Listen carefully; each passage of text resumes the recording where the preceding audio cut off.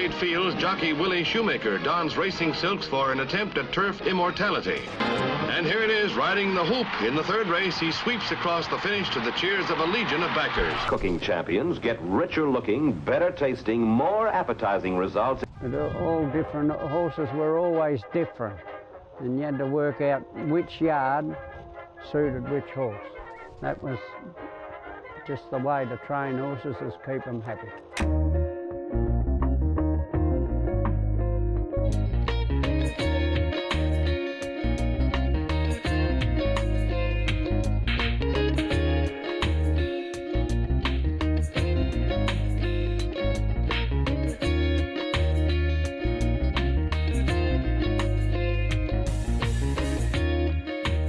I started off in racing when I was 11-year-old, and what's his name, this is about what I can say and everything. I left school at 11 because I was no good at school, so the truant inspector couldn't catch me, so they done a deal and allowed me to go to work. Finished up an apprentice to Arthur Smurden, yeah, and it all started from there. Well, these are 3 nice boxes, and what's his name, the horses used to go very good in them because they could see one another. That horse could see that way and that way. This one could do the same thing. They could all see either way, and it made them very happy. So the happier a horse is, the better he is. I just started off being, you know, learning to ride race horses. I could always ride horses from the time I was about 10, but to learn to ride race horses were different.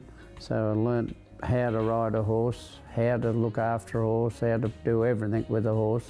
And that took nearly 18 months. 3 weeks before I was 14, I had my first ride in a race. Yeah, done good out of those boxes. Well, that's one I trained there, Malabrook. He got Horse of the Month in Adelaide, back about 20 years. And then they used to come out here, and the yards of a day, and had young ones, most probably little babies in here, and the other horses used to be running around and get them used to people. They're a bit run down now because we haven't used them for a little bit, but they're still good yards. I started to get the urge again, and I went to work George Daniels up in Bendigo, and I was there for just on 4.5 years. Worked my way up to be his foreman. Was lucky enough to get the job to take Sailor's Guide to America. We were 3 weeks on a boat, went from Essendon to Launceston, and then to Burnie, and on a boat and off to America. In the second circuit, rounding into the far turn, Tudor Era bumps Australia's Sailor's Guide. A split-second bit of action missed by the crowd. And it's Tudor Era first by 3.5 lengths, only to be disqualified on a protest. Tudor Era is bumped to second. Sailor's Guide officially the winner. And well, from there, I was supposed to go to England with the horse, but they sold it. So I had to come back home. I finished up, got my weight down again, and applied for a licence, jockey's licence, and finished up. They give me a B grade licence. And then I start to ride for about another 5 years after that. And then after they worked and had their breakfast, they used to come out here.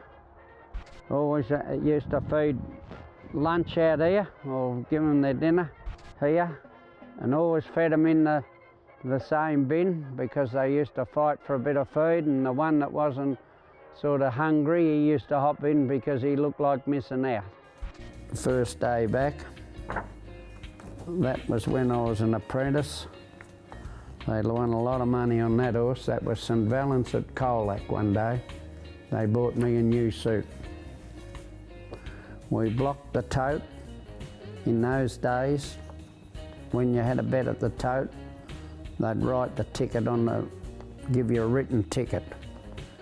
So we blocked the $10 window with a chap called Des Fitzpatrick.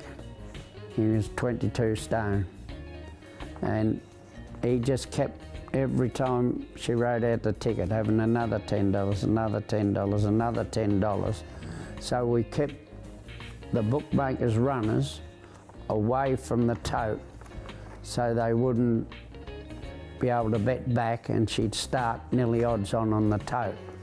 Then went to the tote to get all the money off the tote, and they couldn't pay us. $11,000 they owed us on the tote. And they wanted to give me a cheque, and I wouldn't accept the cheque. So they had to go to the bank and get a lender money to come back and pay in cash.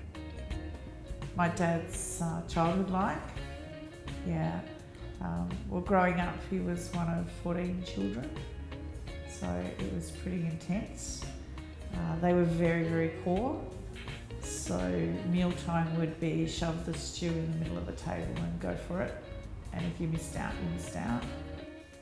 And Mum used to have this big wooden spoon, and if you got the start, you'd get the spoon. So I said to Lois, now when Mum tells you, because there was 14 in the family, and Lois was 15, we were all there. When Mum said you could start, be quick. I said, now be quick or you'll miss out. After a little while I said, how'd you go? And she said, I never got in. So yeah, that was her first introduction to my mother and family and everything. Yeah.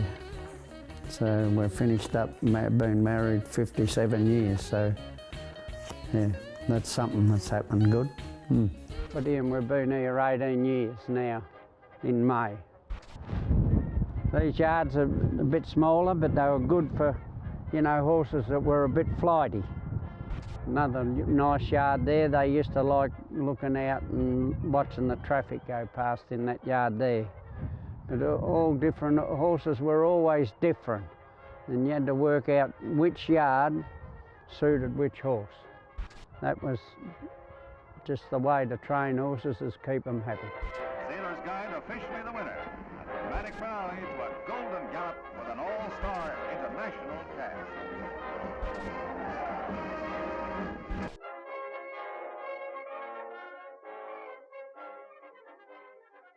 And that's some of the frills and spills of racing.